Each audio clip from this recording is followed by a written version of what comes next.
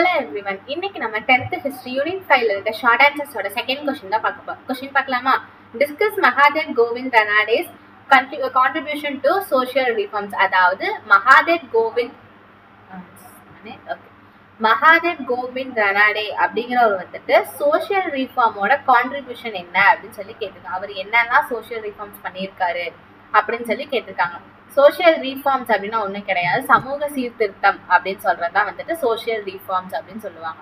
ஓகேவா? இப்ப பார்க்கலாமா? ஓகே. 1867ல பிரதான சமாஜ் அப்படின்னு சொல்லி ஒரு சோஷியல் ரீஃபார்ம் மூவ்மெண்ட்டை வந்துட்டு, ஓகேவா, 1867ல பிரதான சமாஜ் அப்படின்ற ஒரு சோஷியல் ரீஃபார்ம் மூவ்மெண்ட்டை வந்துட்டு மகாராஷ்டிரால வந்துட்டு ஸ்டார்ட் பண்றாங்க. ஓகேவா? ஸோ இதோட இந்த சோஷியல் ரீஃபார்மோட மெயின் லீடர் யாருன்னு பார்த்தீங்கன்னா மகாதேவ் கோவிந்த் ரனாடேவும் ஆசி பந்தார்கர் அப்படிங்கிறவங்க தான் வந்துட்டு மெயின் லீடு. ஓகேவா? ஸோ இப்போ இவங்க வந்துட்டு என்னென்ன சோஷியல் ரீஃபார்ம்ஸ் பண்ணாங்கன்னு பார்ப்போமா? ஓகே. இவங்க பண்ண என்னென்ன சோஷியல் ரீஃபார்ம்ஸ் அப்படின்னு பார்த்தீங்கன்னா இன்டர்காஸ்ட் டைனிங் அப்படின்னா ஒன்றும் கிடையாது, இந்த நேம்லேயே மீனிங் இருக்கு பார்த்தீங்களா? ஸோ அந்த காலத்துல எல்லாம் பாத்தீங்கன்னா ஒரு கேஸ்ட் பீப்புள் மட்டும் தான் ஒன்னா உட்காந்து சாப்பிடுவாங்க, இன்னொரு கேஸ்ட் பீப்புள் அவங்க எல்லாம் சேர்ந்து ஒன்னா உட்காந்து சாப்பிடுவாங்க. ஸோ அதை வந்துட்டு இந்த மாதிரி இருக்கக்கூடாது அப்படின்னு சொல்லி எல்லா கேஸ்ட் பீப்புளும் வந்துட்டு ஒன்னா உட்காந்து சாப்பிடணும் அப்படின்னு சொல்லி இந்த சீர்திருத்தம் வந்துட்டு பண்ணாங்க, இன்டர் கேஸ்ட் டைனிங். அதாவது எல்லா கேஸ்ட் பீப்புளும் வந்துட்டு ஒன்னா உட்காந்து சாப்பிடலாம் அப்படின்னு சொல்லி ஒரு சீர்திருத்தம் பண்ணாங்க. ஓகேவா? அடுத்து இன்டர் கேஸ்ட் மேரேஜ், அதாவது இதுவும் அதே மாதிரிதான். ஸோ ஒரு மேரேஜ் நடக்குது அப்படின்னா அது வந்துட்டு ஒரே கேஸ்டுக்குள்ளதான் வந்துட்டு நடக்கும். ஸோ அந்த பையனும் சரி அந்த பொண்ணும் சரி ஒரே கேஸ்ட் சேர்ந்தவங்களா தான் இருப்பாங்க.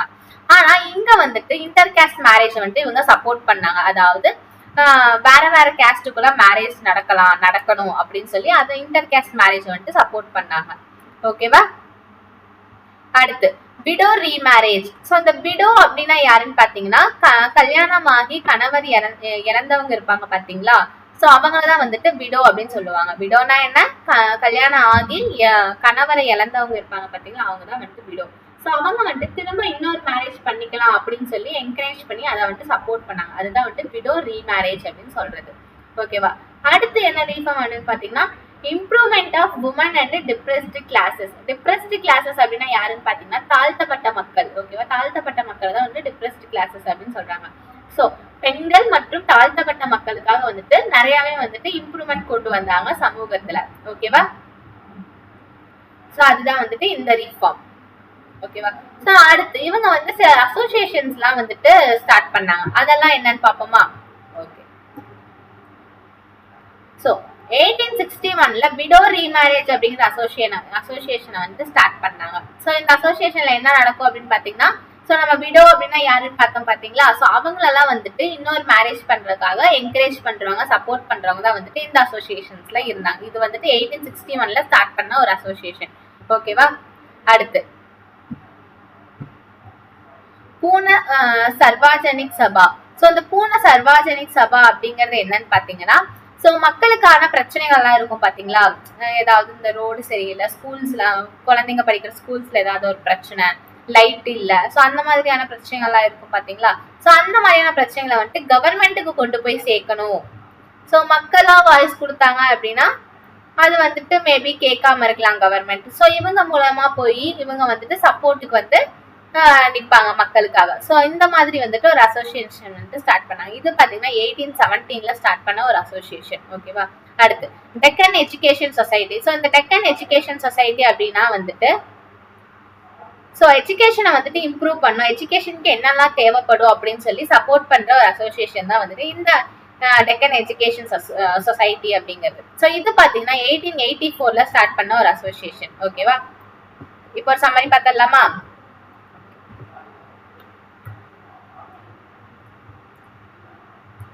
ஸோ மகாதேவ் கோவிந்த் ரனாடேவோட சோஷியல் ரீஃபார்ம்ஸ் பத்தி தான் பார்த்தோம். ஓகேவா? 1867ல பிரதான சமாஜ் அப்படின்னு சொல்லி ஒரு சோஷியல் ரீஃபார்ம் மூவ்மெண்ட் வந்துட்டு மகாராஷ்டிரால ஸ்டார்ட் பண்றாங்க. ஸோ இவங்க இந்த சோஷியல் ரீஃபார்ம் மூவ்மெண்டோட மெயின் லீடே பாத்தீங்கன்னா மகாதேவ் கோவிந்த் ரனாடேவும் ஆசி பந்தார்கர் அப்படின்னு சொல்றவங்க தான் வந்துட்டு மெயின் லீட். இவங்க ரெண்டு பேரும் சேர்ந்து தான் வந்துட்டு இந்த ரீஃபார்ம்ஸ் எல்லாம் வந்துட்டு ஸ்டார்ட் பண்ணாங்க. ஸோ அது என்னென்ன ரீஃபார்ம்னு நம்ம பார்த்தோம். இன்டர் கேஸ்ட் டைனிங்னா என்ன, எல்லா கேஸ்ட் பீப்புளும் வந்துட்டு ஒன்னா உட்காந்து சாப்பிடலாம் அப்படின்னு சொல்லி தான் வந்துட்டு இந்த ரீஃபார்ம் வந்துட்டு ஸ்டார்ட் பண்ணாங்க. அடுத்து இன்டர் கேஸ்ட் மேரேஜ்னா என்ன, வேற வேற கேஸ்ட்ல இருக்க பீப்புள்ஸும் வந்துட்டு மேரேஜ் பண்ணிக்கலாம் அப்படின்னு சொல்லி அதுக்கு வந்துட்டு சப்போர்ட் பண்ணாங்க. அடுத்து விடோ ரீமேரேஜ். விடோனா நம்ம என்னன்னு பார்த்தோம், கல்யாணமாகி கணவரை வந்துட்டு இழந்தவங்க தான் வந்துட்டு விடோ அப்படின்னு சொல்லுவாங்க. ஸோ அவங்க வந்துட்டு இன்னொரு மேரேஜ் பண்ணிக்கலாம் அப்படின்னு சொல்லி இதுக்கு வந்துட்டு சப்போர்ட் பண்ணாங்க. அடுத்து improvement of women and depressed classes அப்படின்னா நம்ம யாருன்னு பார்த்தா தாழ்த்தப்பட்ட மக்கள். ஸோ தாழ்த்தப்பட்ட மக்களுக்கும் பெண்களுக்கும் வந்துட்டு சோசியலா இருக்கிற எல்லா ப்ராப்ளமே வந்துட்டு இம்ப்ரூவ் பண்ணணும் அப்படின்னு சொல்லிதான் வந்துட்டு இந்த ரீஃபார்ம் கொண்டு வந்தாங்க. அடுத்து அசோசியேஷன்ஸ் பார்த்தோமா, அசோசியேஷன்ஸ்ல என்னென்ன பார்த்தோம், 1861ல விடோ ரீமேரேஜ் அசோசியேஷன் அப்படின்னு சொல்லி ஒன்று ஸ்டார்ட் பண்ணாங்க.